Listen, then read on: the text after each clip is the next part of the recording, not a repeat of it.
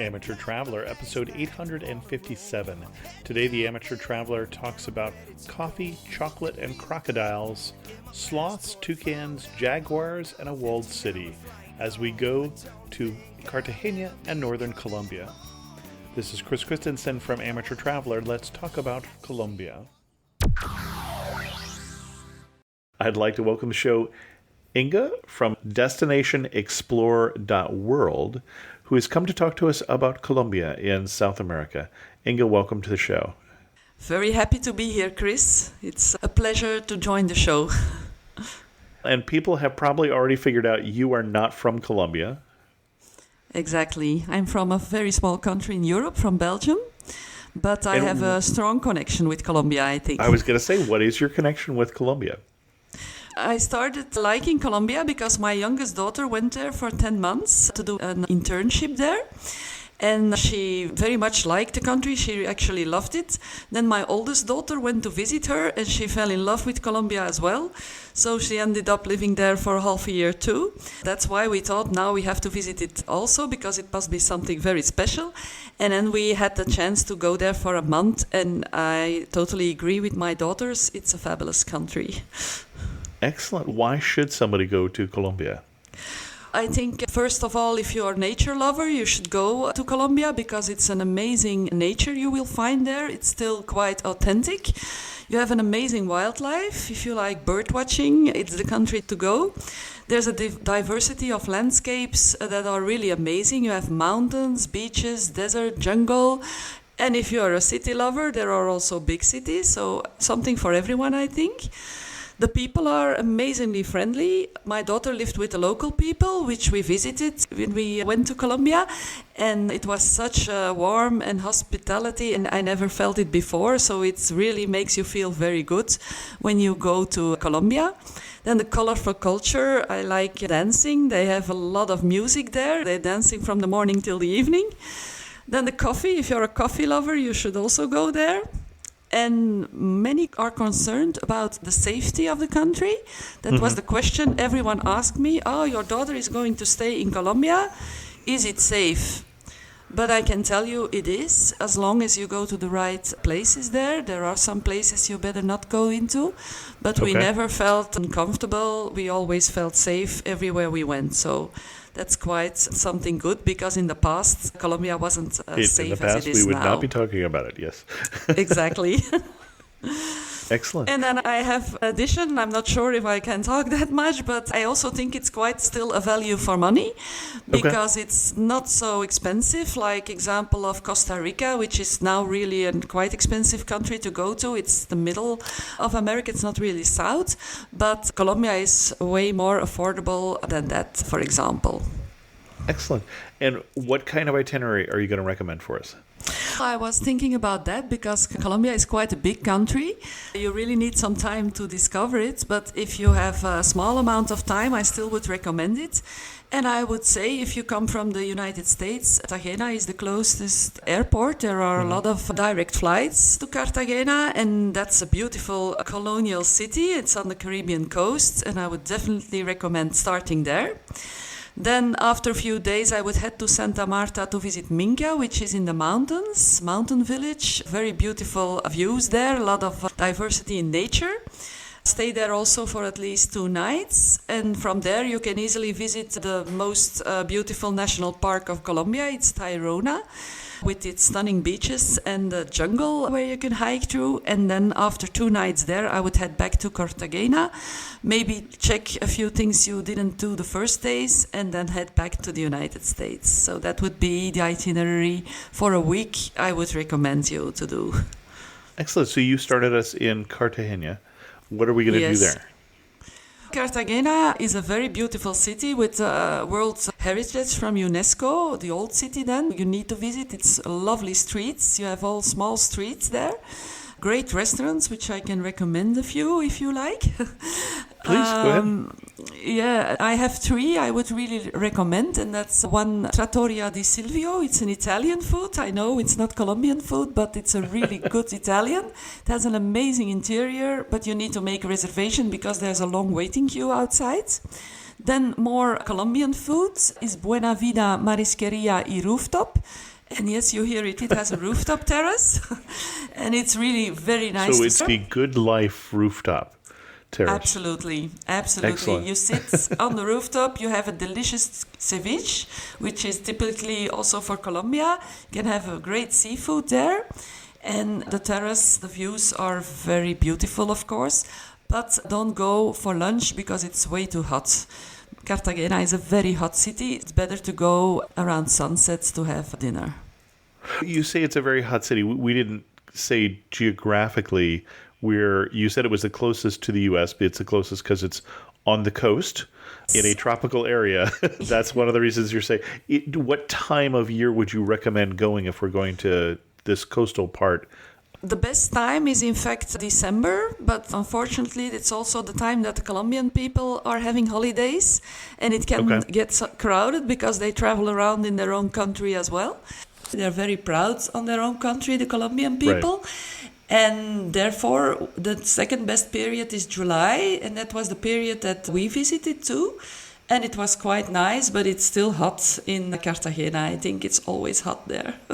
Hard to avoid. Okay, it is a tropical area.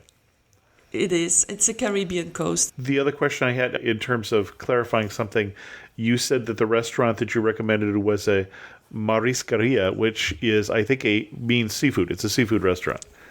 Exactly, yes. But you can have meat if you don't like fish. Okay. But it's most ceviches and seafood. That's their specialty. I have a third one. Okay. And that's not Colombian, but it's Argentinian, not so far from Colombia. And it's a steakhouse. And I think American people love to eat steak. And I think they all know that Argentinian steak is one of the best in the world. So I would definitely recommend you the Argentinian steakhouse, Quebracho Parrilla. And it's near to the old city walls, good location, and the steak is absolutely something you need to try. Okay, excellent. Where to next? What are we doing in Cartagena? Next to the restaurants and the old city, I would also recommend Getsemani region or district in the city. It was the most dangerous district of Cartagena in old times, but it had changed a lot, and it's now a little bit of a bohemian atmosphere there, with a lot of street art, a lot of art shops too.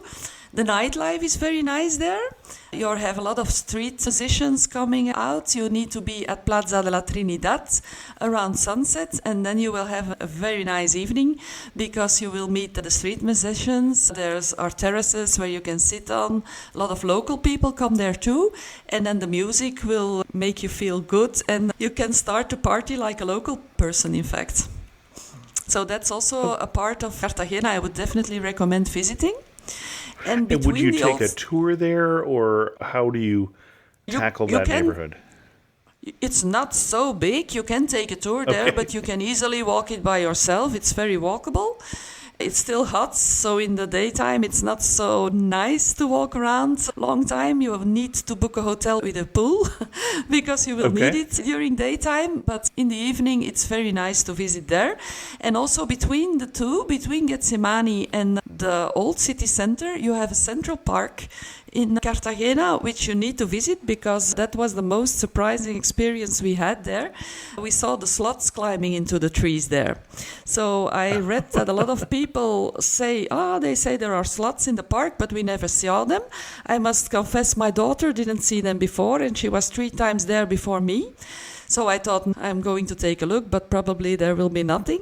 But then you need to go off the paths of the park and watch under the trees. Of course, the sloths are in the trees, so we really saw them, and we made some very nice videos of it. And there was even a sloth family with a little baby. So it's definitely worth going into the park, get off the path, walk up the trees and watch the trees there. And as I said, that the local people were so friendly. If you don't see them, just ask someone. They're willing to help, and they will guide you to the tree where you can find the sloths. Okay. And you mentioned the old city, and we said you should go there. We wouldn't say anything about it. So this is the part that's still inside the old city walls? The old city is where I said were the small streets with the balconies full of flowers. Yep. That's in the center of the old city, and the old city is also surrounded by an old city wall. And it's very nice to go there at sunset time to watch the sunset. There's also one cafe I would recommend to enjoy the sunset in the old city of Cartagena. It's Café del Mar. And it's on the city wall. You just can walk up there. It's free. But of course, if you want to drink something in the cafe, you need to pay. But go there early because it can be very crowded as well, because everyone seems to know the place and some people are coming there to watch the sunset. But that's a beautiful thing to do. Then you have a lot of shops in the old city with unique Colombian things to buy, to have a souvenir to take home. Okay. The handbags that are made by the indigenous people. And they're very colorful. All Colombia is colorful. So that's a nice thing to take with you. But you need to check if you have the original one, because there's a lot of fake ones as well. And are these woven bags then? Yes, they're woven. And they're woven with different colors. You can choose whatever color you prefer. So it's really nice. They're a little bit more expensive, but they're really handmade. So they're definitely worth the price. Excellent. Anything else, any other sites that you would recommend we see in the old city? Yes, I would recommend you to go to the old castle or the fortress of San Felipe de Barajas. It's an easy walk up. It's, of course, near the city walls. And it's founded in the 16th century, so it's very old. And despite of the fire that has been in Cartagena, it's still preserved.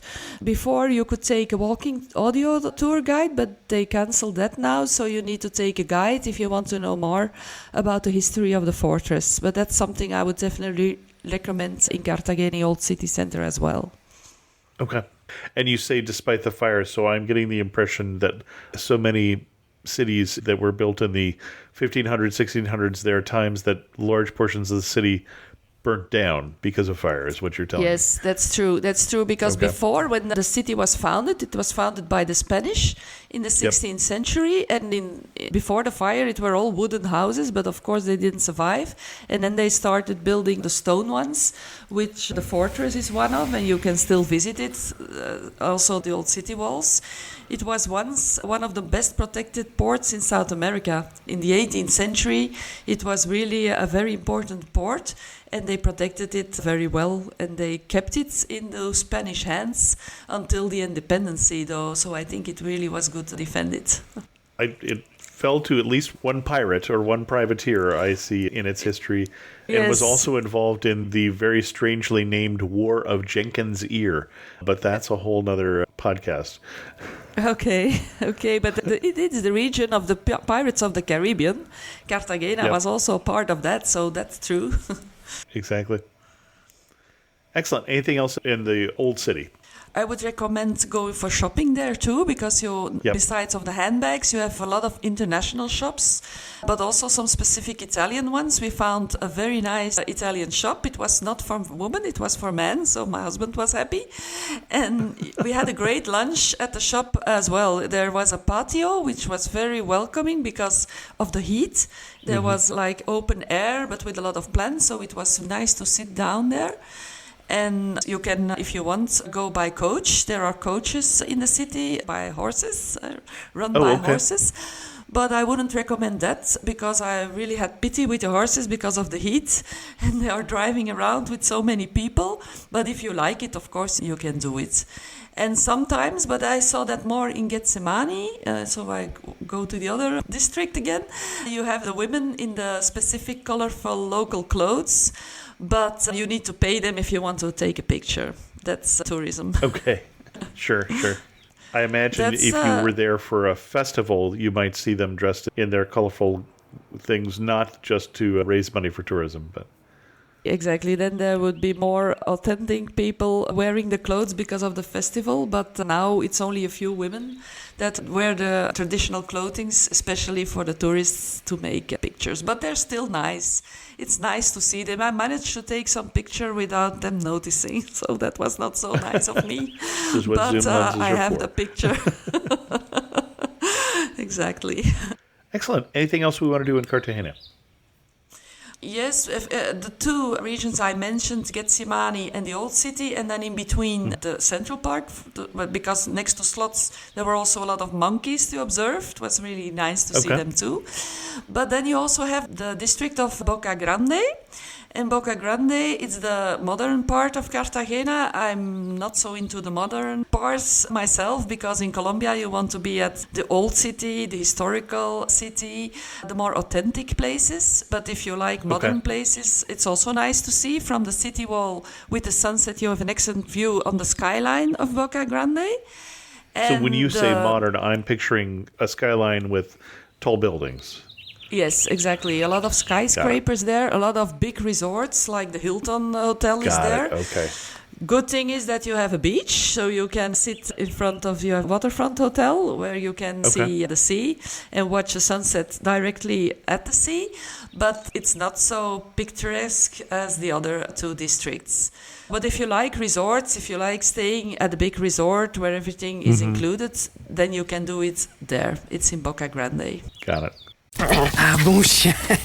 Bonjour, je suis Theo, a tour leader with Explore. And this is Punti. He's helping us find truffles under the trees next to this beautiful vineyard. Maybe for tomorrow's cooking class? Oui, call is 7h. Parfait. 7:00. Not everyone gets to enjoy a Bordeaux sunset this way, but you will if you explore. No, Punti. Search Explorer.world.com and don't just travel. Explore. Where to next? After the 2 days of visiting Cartagena, I would recommend to head to Santa Marta, because Santa Marta is the in-between point to get to the Minca place, where I would recommend you definitely to go to. And it takes about 4 to 5 hours drive to go to Santa Marta. It depends a bit on which transport you will be using. If you take the bus at the central bus terminal, there are buses going to Santa Marta. It takes more time than if you hire a van. It's smaller, but it at least will take you 4 hours, because it's not a highway like you're used to in America. It's a smaller road and it goes quite slow. I wouldn't recommend you, though, to take a hired car, because the traffic in Colombia is really not safe. We saw a few terrible accidents on the road, so I wouldn't recommend hiring a car and driving myself. I think it's better if you like to have more comfortable journey to Santa Marta and Minca to take the shared van or a private driver. And from when we talked before we started press the record button here, my impression is, although I asked you to give me a 7-day itinerary, you would be more comfortable if this were sort of 9 days with travel days here for some of these longer drives. Exactly. Yes, the drives are quite long. If you have to head to Minca and head back, it's a complete day that you will lose just by driving around. Because when you want to head to Minca, you just arrive after 4 or 5 hours in Santa Marta. With a private driver, it probably takes a little less than 4 hours. But then you still have to go to Minca, which takes another 40 minutes, even with a taxi. About taxis, I would recommend to be very careful, because they don't run meters like they do, I think, in the United States. So you have to discuss the price before getting in, because they can really give you a price that you don't want to pay. And after the drive, it's hard to discuss about it. So for taxis, I would highly recommend to discuss the price before. And a better way to use small transport is Uber. Uber is used a lot in Colombia, and it's in fact safer than the taxi. So I would recommend you taking that, because after the bus, you still need to go to the center of Minca, and therefore you can use the Uber. It's not so far, it's about 40 minutes drive. But then I would really recommend you a hotel that we were staying at in the mountains. You can stay in Minca Center as well, so you don't have to drive anymore. But to have a real great experience, I would recommend the mountains.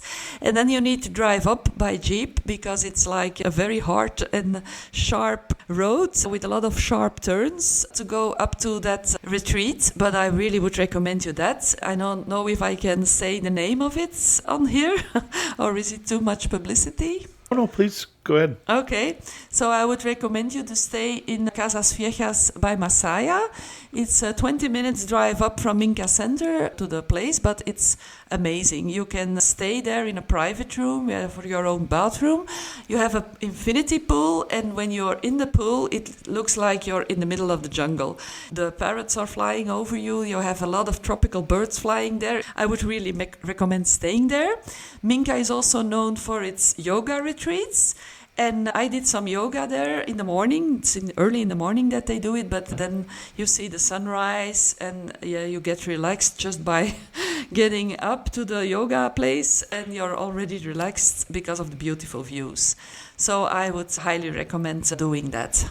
Okay. And just to put some context on this for people, so you said we're going via Santa Marta. So Santa Marta is further along the coast north and east of Cartagena. And then we're heading to Minca, which now we're heading into the mountains, heading towards the Pico Cristobal Colon. And we're heading here for the yoga retreats, for the mountains, for the jungle. Is there a particular reason why, of all the villages, you picked Minca?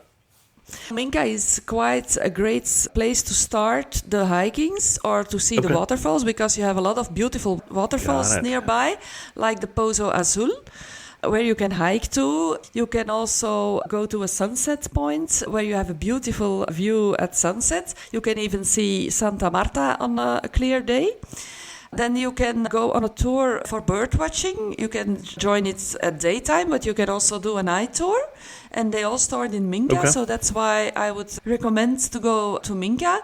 I was telling you before to take a jeep up to the place where we stayed, and that I would really recommend. But you can also go, if you are very adventurous, by a motorcycle. People sit on the back of a local, but for me that's a little bit too adventurous. It was quite an adventure to go up the road with the jeep. It was more than enough for me. But motorcycles are used a lot there too, to go to the mountain roads. You can do tours with the motorcycle, then get off, watch the waterfalls, or go to the coffee farms, because also in this region you find a lot of coffee farms or cacao farms. Also, I would recommend you to do that. There are some places I would not recommend, the very crowded ones. One of them is the Victoria coffee farm. If you go to Casas Viejas, you will drive through it, in fact, with the jeep, because it's on the road up the mountain.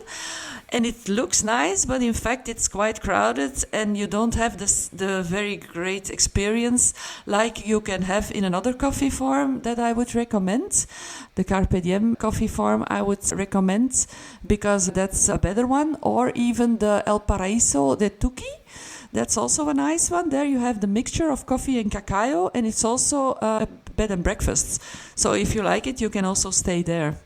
Because most of the places you can stay near Minca are the mountain retreats, the city center of Minca, or the coffee farms, where you can stay as well, and then you're in the middle of the coffee.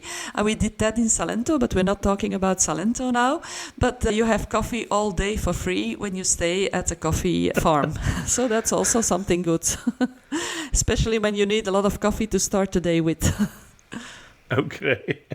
And you mentioned bird watching. What is there a particular memorable bird that you saw in this area? Yeah, we saw so many beautiful birds. We saw a lot of colibris. Hard to get a good picture of them because they're so quick. But hummingbirds, sorry. We saw a lot of hummingbirds. Okay. It's in English. Sorry. You can. That's all right. That's what I thought you were probably talking about. Yes, it's the hummingbirds that I was talking about. Okay. And then some parrots. I saw them in all colors. They make a lot of noise, I can tell you that. When the sunset is coming in, they start flying around the place, and they make a lot of noise. I saw blue ones. I saw green ones, beautiful colored ones. And I would definitely try to do the bird watching. I took my binoculars, so I was very happy that I had them there, because you can watch the birds very close by, in fact. Also toucans. You can watch toucans. Oh, fun. And that makes me think about the beer, because you have some local beer, and I think people from the United States like to drink beer as well. So you have a local cerveceria. It's called Nevada. And it's, in fact, a local beer of Minca, and the beers are called Happy Toucan, for example, because you see the toucans flying over. Okay. But you have other ones, and they're really good beers to have. You have also the Happy Nebby, is a kind of cat, jaguar type. You have some other ones, but the Happy, it's colibri. I don't know why. Maybe it's Spanish colibri. Is the Latin name for hummingbirds. It is the genus. So thank you for teaching me something today. I did not know that. Okay. So you have that beer too. It's really nice to have it. You can drink it in the cerveceria, but it's much nicer to drinking up the mountains on a beautiful terrace with the view on the birds you are drinking. In fact, the Got it. toucans and the hummingbirds. So that's also something I would recommend you to do. Okay. Excellent. Cool. What else are we going to do in Minca here? Find a hammock and lie in it for a while, it sounds bad. If you are in the cacao farm, you can even have a chocolate massage there, which is also nice to relax. Okay, hang as on a I was second. telling you. Those are two words that I know, but the combination of them seems a little odd to me.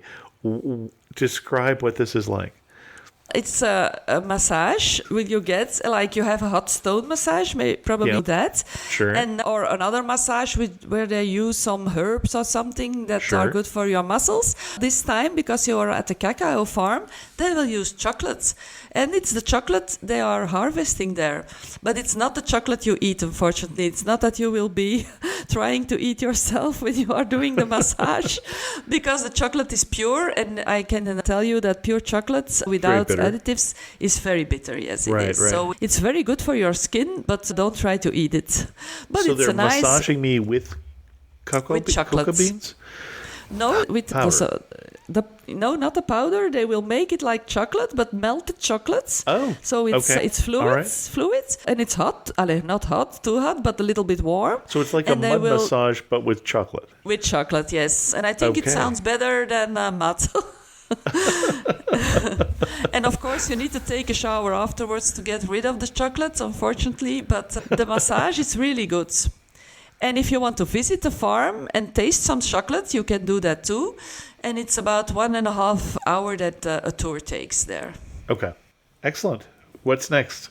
Next to Minca, I would say to stay there the first night when you arrive because of the long travel that you had. And then stay there one extra night because you need to do a day with all the things you can visit there, like we told. The waterfalls, the coffee farm, cacao, bird watching, and all the things you want to do. And then leave the third day to Tayrona National Park. Fortunately for you, that's not such a long drive. You have to go down with the jeep or the motorcycle again. First, back to Minca. And from Minca, you can take a Uber or a taxi, or you can ask at the reception of the hotel in Minca to arrange it for you. And then you can drive with the taxi or Uber to Tayrona National Park. You can go directly to the national park, but I wouldn't recommend it because I would recommend you to go first thing in the morning, and it should be the next day, because it opens at 8 and it's a good idea to be there at 8 o'clock in the morning when the park opens. Okay. So the first day I would recommend you to just take the taxi or the Uber to this environment of Tayrona. I have a very nice place to stay there as well. It's very close to the main entrance and it's called Senda Koguia or Senda Watapi. I would recommend the first one because it's very close to the river and you can have a swim in the river, but be sure that there are no crocodiles because in that region you can encounter a caiman. It's in fact a caiman, so be careful there. But it's really nice to stay there because it's comfortable. It's like a resort. You have the swimming pool. You're in the hot region again because you came down the mountain from Minca.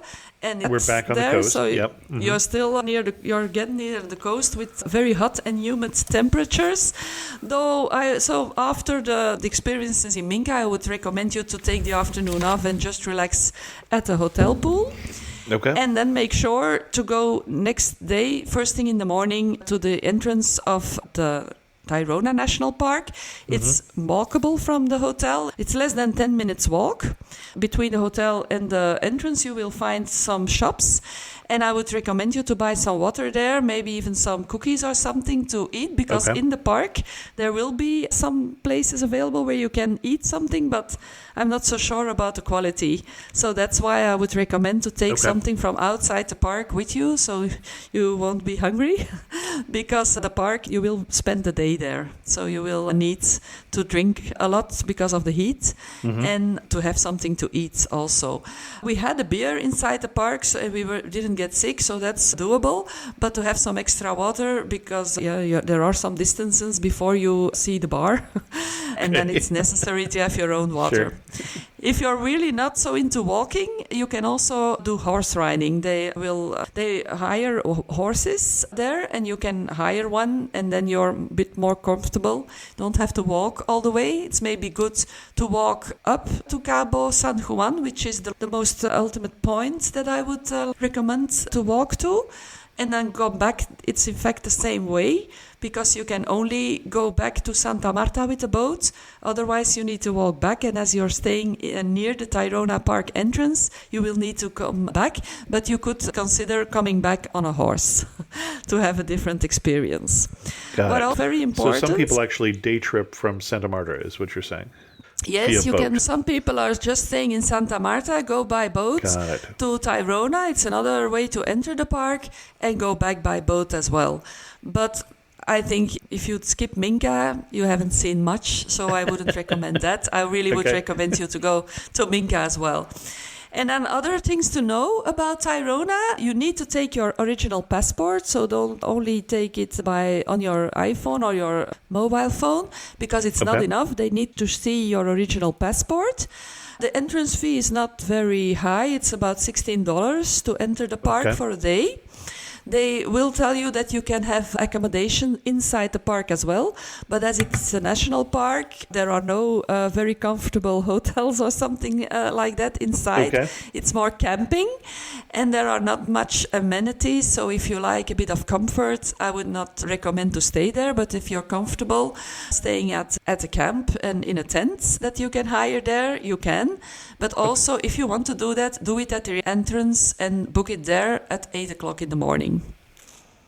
Okay. But know that the accommodation are very basic, so you can't expect much luxury. You can even spend the night in a hammock if you like. Got it. They're not throwing in a free chocolate massage or something like this. No, that's not to be found there. But that's important to know. Bring much water, have your passport with you, have some content cash money, because they don't accept credit cards or cards, any cards. You need to pay cash. Also in the park, when you want to drink something, you need cash. So that's also important to know.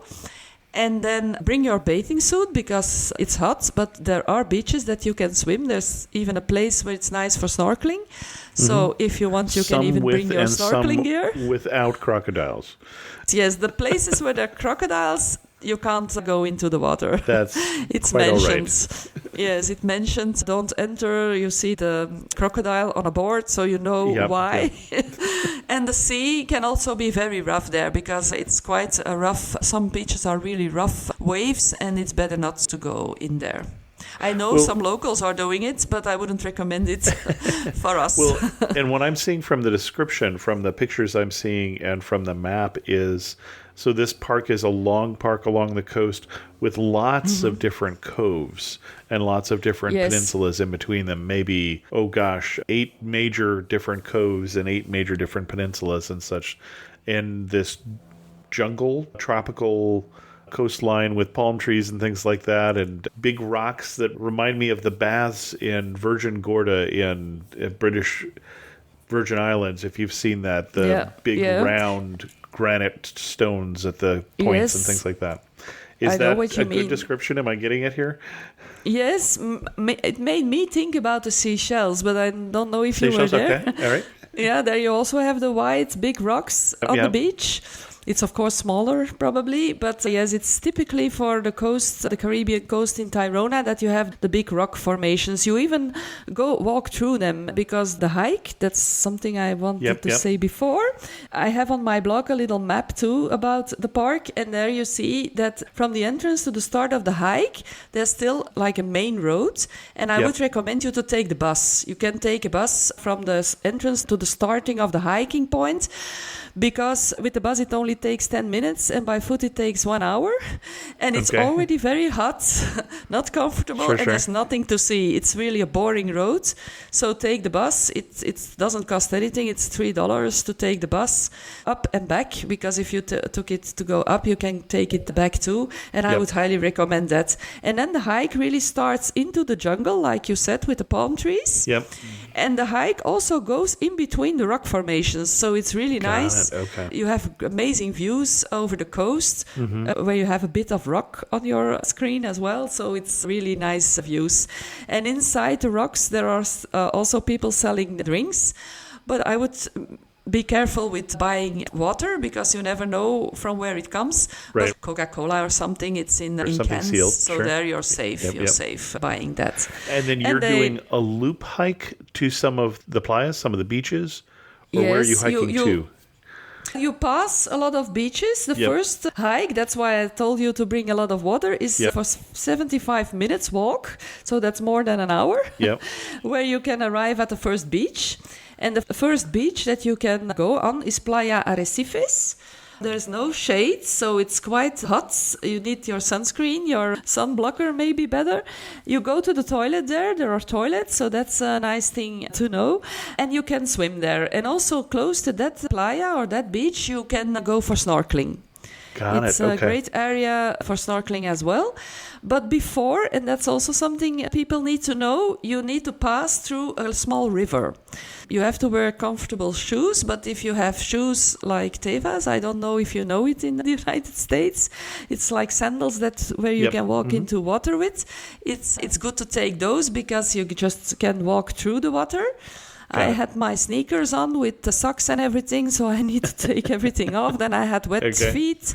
But luckily, I also had my swimming suit and the towel, so I could dry them easily. So you need some gear to take with you in the backpack, because it's really an adventurous walk. Okay, excellent. And then the next beach is Playa Arenilla. You have some nice views there, but you can't swim in Arenilla. It's a dangerous beach. I didn't see any crocodiles there, but it's maybe because of the high waves. I think it's quite rough sea there. Then another 10 minutes, that's walkable, and then you're in La Piscina. That sounds good. It sounds like a swimming pool. Yeah, that's exactly what it sounds like. Exactly. So there you can swim, of course. It's safe to swim there. Got it. And then everyone, if you're still hiking, because now you're hiking about 1.5 hours, I think it's a little bit more, almost 2 hours hiking that you're doing. Yep. So then the last 20 minutes, and I say it's really hot during the hike, but you get distracted because during the hike through the jungle, you will see some monkeys playing in the palm trees, so that's nice. There are a lot of coconuts hanging in the palm trees too, and I was always wondering, I hope they don't fall on my head, because there were a lot of coconuts on the floor, on the ground. But then Cabo San Juan is really nice to end your walk, because it's a beautiful beach. There are some crocodiles there. I luckily didn't see them. I went into the sea. There were a lot of people in the sea. Nobody got eaten, so that was a good thing. That's always makes for a better day at the beach. And then close to the beach, you have the camping area. So you will see the tents. It's nothing paradise thing. It's all tents next to each other. And it's not so nice camping there, I think. Okay. Because the area is, you're really at a campsite with all the tents close together. I think there's 1 meter between them. So that's not for me. I don't mind hiking back and go to my resort, have a swim and a nice room. Got it. Excellent. Anything else we want to say about the national park? Yes, because it's also important to know that it's closed 3 periods during the year. Okay. Because you will encounter some indigenous people still living there. It's in fact their area. And they have some religious and cultural things they need to do during the year, and therefore they respect them, and they close the park when they have the religious times that they have to do some rituals. Okay. They close the park so they can do it in peace. We met the indigenous people. You can't miss them. They're walking through the park on bare feet. You will see them. They have still the original traditional clothes that they are wearing. Okay. And in fact, you can do a tour if you want, not when the park is closed, but otherwise you can make a tour to learn more about their rituals and their culture. But when it's ritual time, the park is closed. And for 2023, it was closed in February. So probably always around February. And I remember that because my daughters wanted to go. They were there in February and the park was closed, so they didn't do it. Mm-hmm. Then in June, it's also closed for 2 weeks. And then still this year, it will be closed the end half October till the 2nd of November. It's also closed.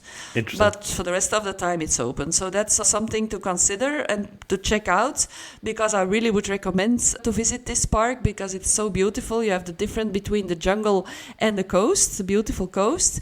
But when it's closed, you can't get in, and people don't have time to wait 2 weeks to wait till it gets open again. That's important to know as well. Excellent. Then in the park, for the wildlife, I talked about the monkeys. We saw a lot of monkeys, but you also have the jaguars there. The park is closed at 5. It's open at 8 and until 5, but of course if you're staying in a tent there, you stay later.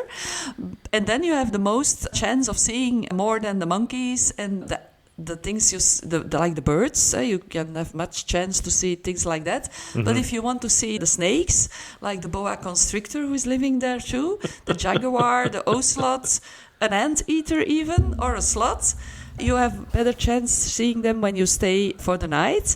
We heard the jaguars, in fact. It was a very special sound, but luckily we didn't see them. It's unfortunate we didn't see them maybe, but I wouldn't be very happy to see them just in front of me because they're really still quite dangerous, I think. But they are living there. We heard them. Interesting. Okay. Excellent. Are we ready to hop back on the road and head back to Cartagena then for the rest of your loop? Yes, of course. I would stay. So after the hike in the park, that will take you for a day trip because you have to get back. I would recommend you to go to your resort and take a swim because it will be necessary to take a very nice shower. And then stay at a hotel because both hotels I mentioned, the Senda Kogui, both as the Senda Watapi, they have really nice restaurants. You can sit on the terrace, have a great view. We had a beautiful sunset there. I would recommend you to stay one more night and then head back again to Santa Marta and from Santa Marta to Cartagena. It's quite a drive, so by the late afternoon you can be in Cartagena again to do the things you didn't do before. For example, maybe on the last day do some shopping. And next day you can head back to the United States. Now, if you did something in Cartagena or you missed something and you still want to do something, another thing that I can recommend is going to the Rosario Islands. Not always a very nice experience, but better than Playa Blanca. I would definitely not recommend people to go to Playa Blanca because it's awful. The beach is nice, it's white beach, the sea is beautiful, it's turquoise, but it's crowded. We went to Playa Tranquile, and it should be a quiet beach, but it was terrible. Yes, it was very bad. No, don't do it, don't trap in that, because they will try to sell it in the streets. But it's not a good experience. You have motorboats all over the places where you should be swimming.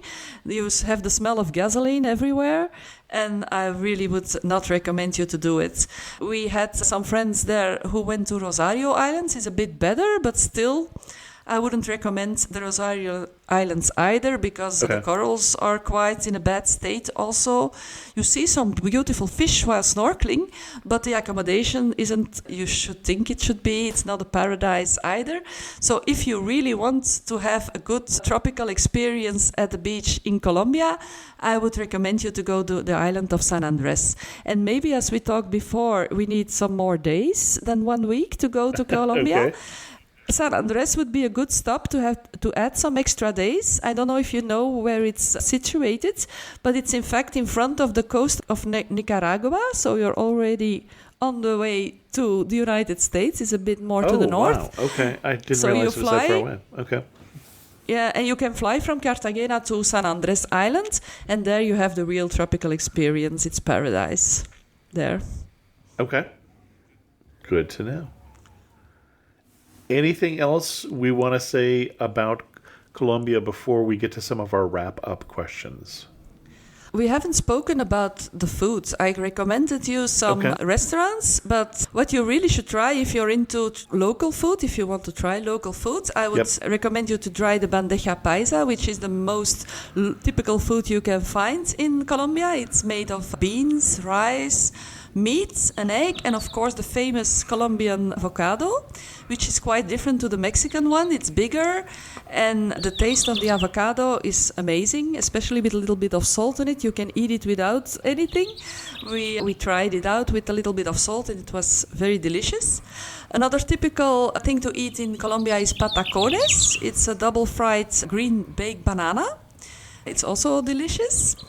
Arepas with cheese. I like cheese, so you should try, if you like cheese, try the arepas con queso. They're really nice too. And empanadas, of these course. are fried green plantains. Patacones, yes. It's Okay. the bananas, the green bananas. Yep. And then, as it's a banana, the fruit, you absolutely need to eat the fruit. Because the fruit is the best variety of fruits and the biggest variety, in fact, of fruits are found in Colombia. You have so many different types of fruit. The pineapple, for example, it was totally different taste than we have here in Europe. It's very sweet. You can eat everything of it. Here we have to take the middle out. I'm not sure in the region of North America the pineapples are better, but here you need to take the middle out because We it's hard. don't grow a lot here, but Okay, but there you can eat everything because it's really smoothly. Interesting. The lulo is a typical fruit from Colombia. It looks a bit like an orange, but it's a really fresh and sour taste, and it's great to have juice with that, especially when you're in the hot area of Cartagena or Tayrona. You can use a lulo smoothie. Maracuya is also very tasty. It's a yellow passion fruit that you can find there. And then the guanabana, it's also typical for Colombia. It's a big green sack hanging on a tree. And it's got a little milky thing inside, and they make smoothies of it combined with milk. And then cold, very cold, of course. And that's a really nice experience too. So don't forget to taste food in Colombia. excellent. As we start to wrap this up, you were standing in the prettiest spot in Colombia. Where are you standing and what are you looking at? I have to tell you about the places we talked about, I think. Yep. So I must say it was in Minca. It was the view over the jungle, the birds everywhere. That was really an amazing place to stay and to see the sun setting down, the jungle, the plants surrounding the place, the hummingbirds close by. That was for me the most amazing spot. Excellent. One thing that makes you laugh and say only in Colombia. Oh, that I have to think about. You laugh a lot in Colombia. They're really sweet, but maybe they want to invite you. Local people really want to invite you and see their house and try their dishes. You have a lot of street food in Cartagena, and they always try to give you something and to let you taste it. So I think the people are really amazing too. They're also trying to make you dance, so that's maybe a bit laughable because I don't do the Latin American dances as well as they do. That's funny. But they will try to make you dance, yes. And if you had to summarize Colombia in just 3 words, what 3 words would you use? I will say colorful, Okay. spectacular, and adventurous. Excellent. Excellent. Our guesting has been Inge from DestinationExplorer.world. And Inge, if we wanted to look at your best post on Colombia, where are we going to send people? Oh, I have a lot of posts about Colombia. It's a hard one to choose Maybe you can because pick it's such a big country. I'm looking at them now. We're going to have to link to the National Park post for sure that you mentioned that talks about that. But so we're going to have you pick one other than that one. Oh, it's a hard choice. Let's say Minca. Okay, excellent. We'll make sure that we have a link in the show notes to Inge's post on Inge. Thanks. Inge, thanks so much for coming on Amateur Traveler and sharing with us your obvious love for Colombia. It was my pleasure. It was really nice talking about one of my favorite countries in the world.